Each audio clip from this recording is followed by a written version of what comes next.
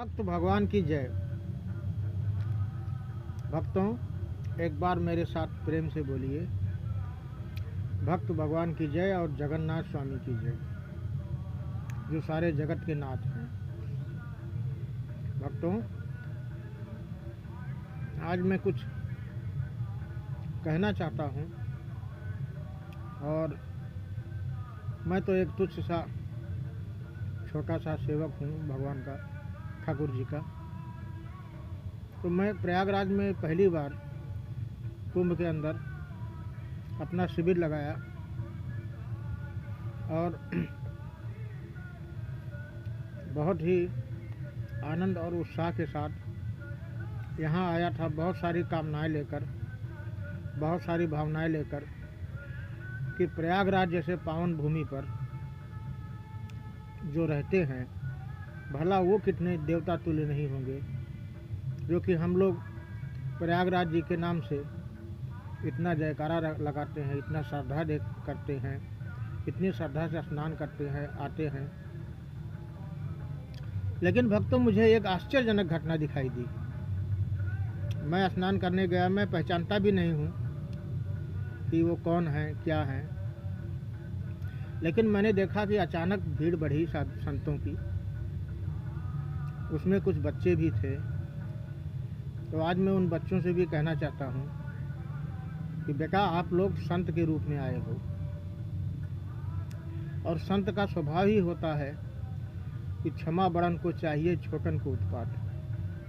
जिस प्रकार से हमने देखा पुलिस जवानों को मुस्तैदी के साथ अपनी ड्यूटी कर रहे थे, और ये बच्चे जो हैं, युवा संत हमारे, चाहे विद्यार्थी हों या संत हों, कुछ भी हों, ये उनको धक्का देना शुरू किए।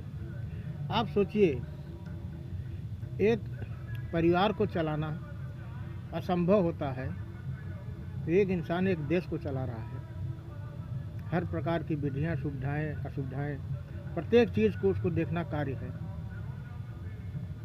अब आप खुद बताइए कि मैं भी उसी में था, मेरे को कोई धक्का मारेगा और मेरे साथ बदतमीजी करेगा, तो मेरा पर्सनल हार्ट ईगो अगर हर्ट हुआ और मैं पर्सनल गुस्से में, उसी गुस्से में, जिस गुस्से में उसने मुझे धक्का दिया, उसी गुस्से में मैं अगर उसको जवाब दूंगा, तो इसका मतलब ये थोड़े है कि पूरे देश का बैठा हुआ राजा जिम्मेदार है। उस परिस्थिति के को उत्पन्न करने की जिम्मेदारी आपकी ही है। आप अकेले की गलती नहीं है, उभय दोनों की गलती है। और सोचिए जरा, वो सिपाही लोग क्या आपके प्रति क्या भावना रखेंगे, वो लोग क्या सम्मान आपको देंगे। आप अपने मन में बेटा जरा विचार करके आप सब सोचें कि किस प्रकार से उन सिपाहियों के साथ बदतमीजी की जा रही थी।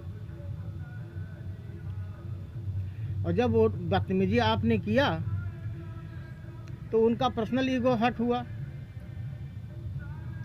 वो अपना पर्सनल तरीके से आपको सबक सिखाए। वो ये सोच लिए कि अब नौकरी रहेगी या नहीं रहेगी, इससे क्या मतलब है।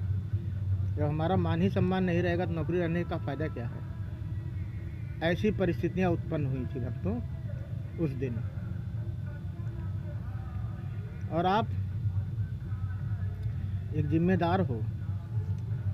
आपको तो तुलसीदास जी ने, हमारे भगवान तुलसीदास जी ने कहा है, क्षमा बड़न को चाहिए, छोटन को उत्पात। भक्तों, यही अगर प्रशासन नहीं हो, पुलिस नहीं हो, तो पता नहीं देश में कितने कत्लेआम हो जाएं, कितने आतंककारी, आतंकवादी, चोर, बदमाश आपके हर चीज़ पर निगाह रखे हुए। लेकिन भय उनका सिर्फ है तो इसी प्रशासन का है। और जब प्रशासन के सम्मान को आप ठेस पहुंचाते हो, तो बताइए प्रशासन उसके प्रति उत्तर में आपको क्या जवाब दे। जरा मन में विचार करिए और भेदभाव खत्म करके सभी को क्षमा करिए।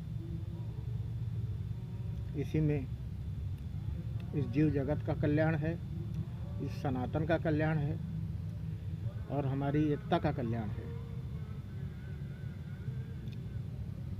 तो भक्तों, मैं पहचानता तो नहीं हूँ कौन थे, क्या थे, कैसे हैं, बाहर का आया हुआ इंसान हूँ, लेकिन मैंने बहुत कोशिश करके आज तक इस बात को दबाता रहा, क्योंकि मैं भी एक ब्राह्मण हूँ और मैं ये सोच रहा था कि अपने जाति का सपोर्ट, लेकिन जाति क्या है? जाति तो कुछ नहीं है भक्तों, सब जातियाँ समान हैं, सभी कोई सम्मान के काबिल है।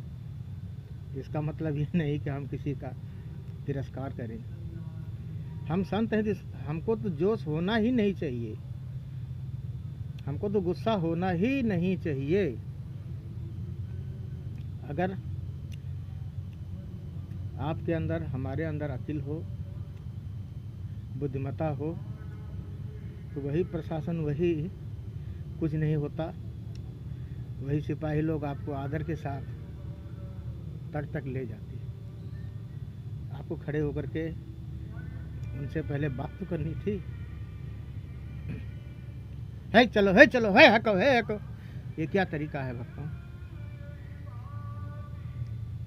एक गरिमापूर्ण वर्दी है वो, भारत माता की वर्दी, इंसान को छोड़ दिए, भारत माता की वर्दी है। और उस वर्दी का अपमान जब होगा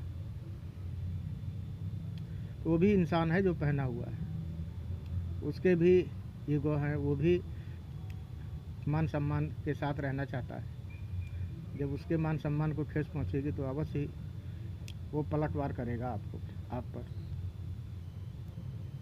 भाई वो सोच लेगा कि मुझे नौकरी करनी ही नहीं है, ज़्यादा से ज़्यादा सरकार मेरे को क्या करेगी, लेकिन पर्सनालिटी में आप उसको अगर बेइज्जत किए हैं और वो पलटवार आपके ऊपर कर दिया, तो क्या इसका जिम्मेदार सरकार है?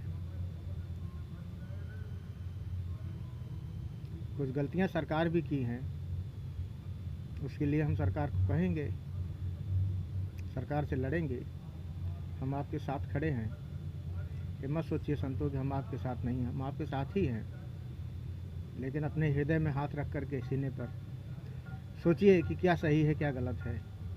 तो जो आपके हृदय में बैठे हैं ठाकुर जी, वही हमारे हृदय में बैठे हैं, वही सबके हृदय में बैठे हैं। आपको आपके हर प्रश्नों का उत्तर आपको खुद ही मिल जाएगा। अगर मेरी इस बात पे किसी को ठेस पहुंचती है तो मैं उसके लिए क्षमा प्रार्थी हूँ। जय जगन्नाथ स्वामी।